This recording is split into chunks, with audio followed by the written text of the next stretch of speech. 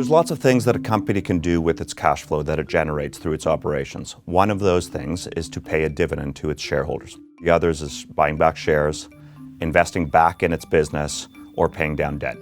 A company pays its dividend for a number of reasons, one of which is to reward its shareholders. Shareholders are just that, a part owner of a company. And so the cash flows that a company generates, it is paying back its shareholders for their capital. When an individual invests in a stock that pays a dividend, first and foremost, what they want to see is the company being able to pay that dividend sustainably with no risk to that dividend.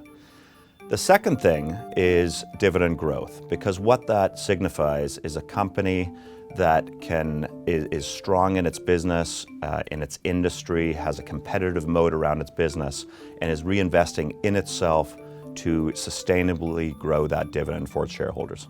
The risk, of course, in dividend investing is if the company is unable to maintain that dividend level. When a company pays a dividend that is too high for that business model, it needs to cut its dividend to save the business. That is typically followed by a reasonably severe cut to its stock price. So any company can theoretically pay a dividend. Some may choose not to, and that doesn't mean that company is not a high-quality company.